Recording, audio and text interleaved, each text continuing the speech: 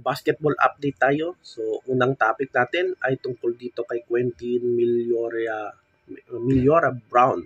Quentin Millora Brown or QMB kung saan nagdesisyon yung FIBA, siguro nag-appeal itong kampo ni QMB na ayon dito ay itong si QMB pwede nang maglaro sa Gilas Pilipinas as local. So, yan yung good news para sa ating Gilas Pilipinas kasi madadagdagan na ng talent sa ngalan ni QMB.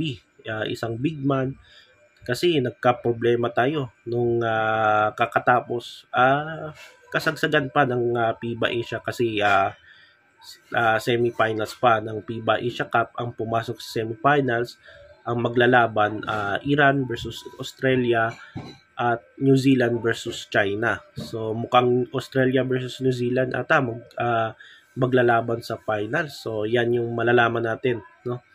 So yun, at least yung Gilas Pilipinas nakaabot sa top 8 sa quarterfinals. So sa quarterfinals umabot tayo.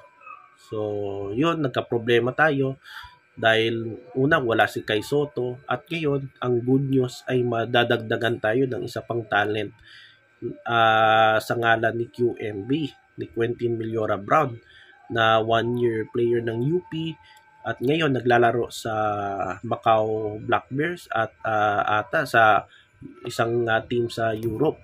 So yun, ang inaasahan ng mga fans na sana maglalaro si QMB at yun mangyayari na.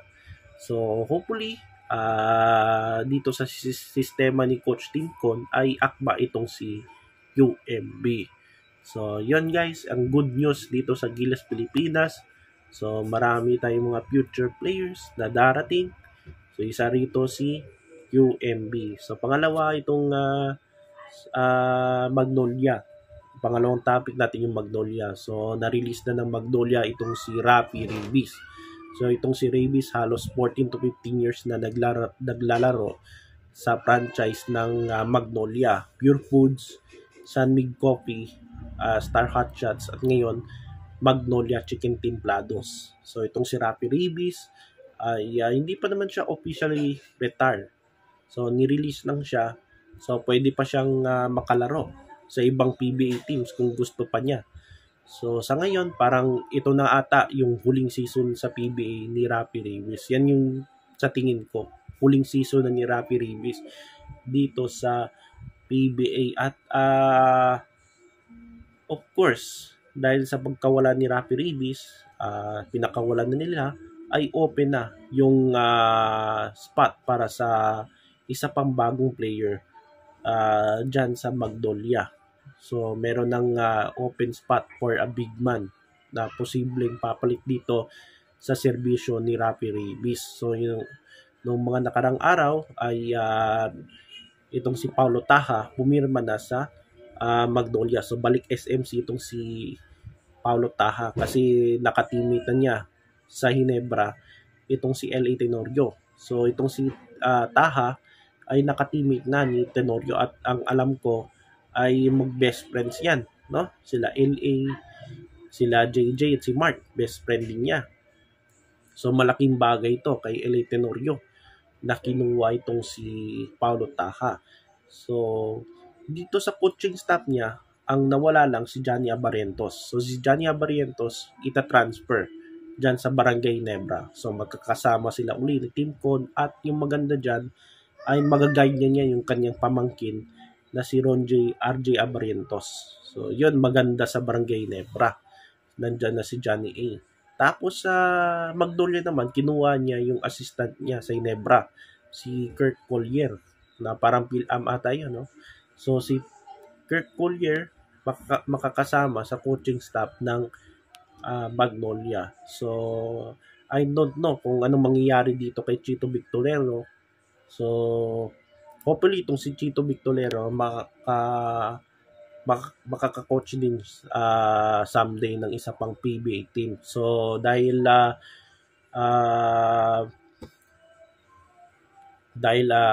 biggest available itong si Chito Victorero, so may mga PBA teams dyan na talagang mag-iinteresado dito kay Coach Chito. So ilang taon na coach niya sa Magnolia ay halos hindi pa siya nakakatikim ng losing record sa isang season ng PBA. So, yan yung good news dyan.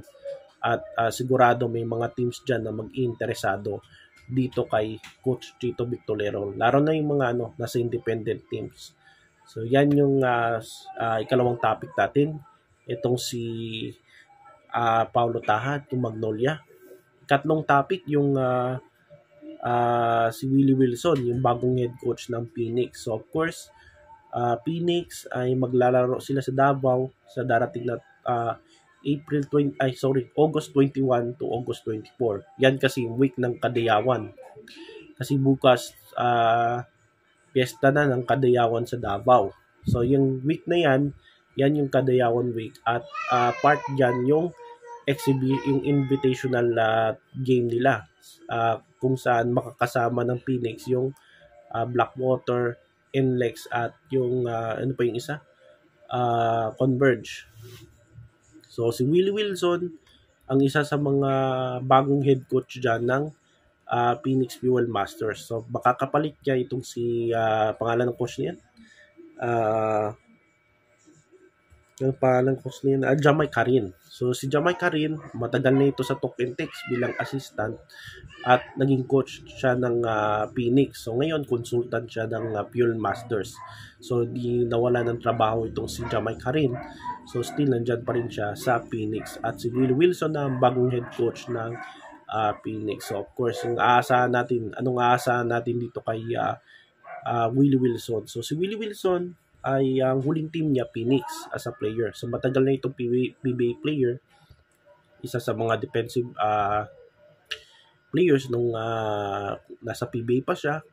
Naglaro yan sa Alaska, then San Miguel, then mas tumagal ata siya sa Ginebra. Tapos balik SMB. Tapos hanggang sa punta siya sa Barako Bull pa yun. Barako Bull pa noon. Tapos pinalitan ng Phoenix. So doon siya nag-retire sa Phoenix. So congratulations dito kay Willie Wilson. So hopefully marami siyang matutunan, no?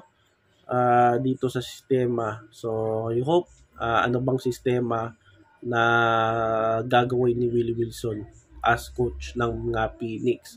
So of course yung Phoenix last season ay medyo hindi maganda yung ang kanilang 49 season dahil halos hindi sila umabot sa playoff sa quarterfinals man lang. So yung Phoenix ay kukuha sila number 2 pick. Kung alam ko number 2 pick sa PBA draft at posible pa yan mag number 1 pick kung bibitawan ng Terrapirma yung kanilang number 1 pick o magsaswap sila. So yan yung magandang balita sa Phoenix. Number 2 pick, tapos nandyan pa si Balungay, si Richie Rivero, tapos si Jason Perkins sa kanilang lineup. So yan. So yan yung abangan natin. Anong aasahan natin kay Coach Willie Wilson as Phoenix head coach. So yun guys, ang ating topic, basketball update sa araw na ito. Una yung QMB, good news para sa Gilas Pilipinas kasi maglalaro na si QMB, pwede na siya maglaro sa Gilas as local. Pangalawa, sa Magnolia, maraming pagbabago. Of course, itong si Rapi Ribis na wish ng mga fans na mag-retire na siya. Hindi pa naman siya nag-retire guys. Pinakawalan lang siya ng Magnolia. At ikatlo, itong pag-hire ni Willie Wilson as assistant coach, ngayon coach na ng Phoenix Fuel Masters. So yan yung basketball update sa araw na ito.